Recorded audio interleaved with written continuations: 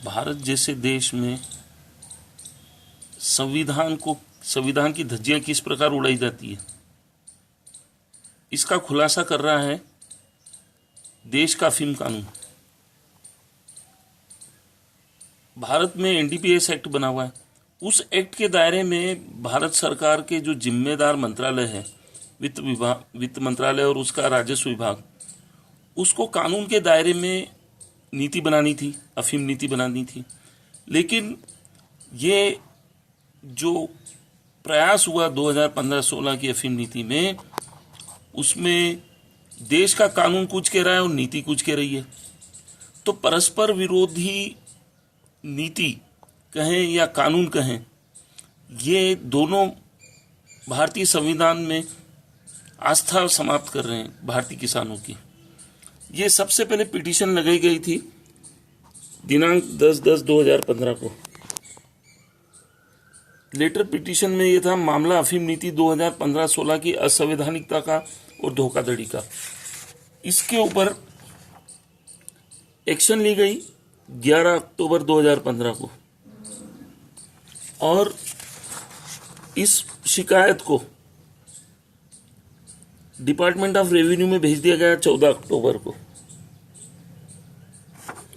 और इस शिकायत के बाद फिर इस शिकायत को 19 अक्टूबर को भेज दिया गया। देखिए, ये सिर्फ शिकायतें आगे प्रेषित होती गई और कार्यवाही निल, और ये भेजा गया था अन्य लोगों को भी।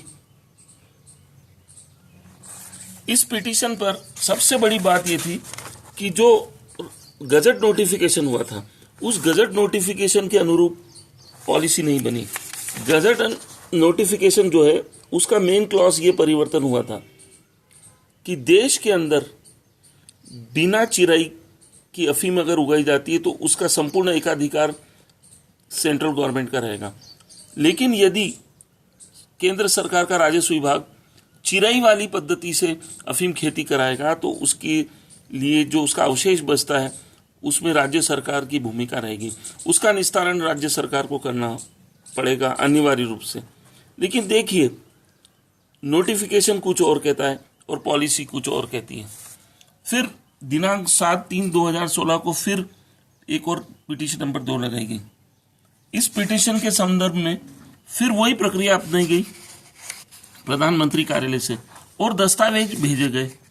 लेकिन क्या आगे कुछ किस तरीके से कार्रवाई की जाती है, ये देखिए।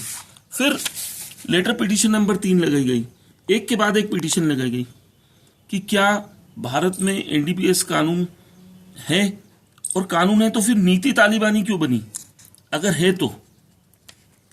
और इसी प्रकार इन चीजों को केंद्र सरकार के समक्ष रखा गया, और जब ये शिकायत की गई फिर प्रधानमंत्री कार्यालय से उसी प्रकार शिकायतों का प्रेषण किया गया।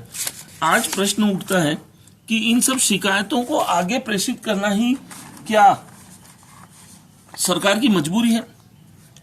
देखिए, पिटीशन लगाई गई और फिर उसको आगे भेज दिया जाता है, और आगे भेजने का कारण क्या है? क्या सिर्फ शिकायतों को आगे प्रेषित करना ही निराकरण है? जहां पर भारत सरकार अपनी जिम्मेदारी पल्ला झाड़ रही है और एक लेटर जारी कर रही है। ये एक पत्र आया है भारत सरकार के वित्त मंत्रालय से। उन्होंने लिखा है कि इस पे कार्रवाई करें। जिन्होंने नीति बनाई, जिन्होंने तालिबानी नीति बनाई, वो कैसे कार्रवाई करेंगे? प्रश्न ये उठता है कि तालिबानी अफीम नीति बनाने वाले जो जिम्मेदार लोग हैं, उनसे ही कहा जा रहा है कि अब शिकायत का निराकरण करें। क्या संभव है देश में ऐसा? उन पर किसी प्रकार की गाज नहीं गिराई जा रही है। उनको यह कहा जा रहा है कि अब तुम सुनो, जबकि चिड़िया चुग गई खेत। भारतीय किसान परेशान हैं, उनका डोरा चोरा खेतों में रोटावेटर से हकवा दिया गया, और अब उन्हीं गैर जिम्मेदार लोगों को कहा जा रहा है वित्त मंत्रालय द्वारा कि आप इस शिकायत का निराकरण करें।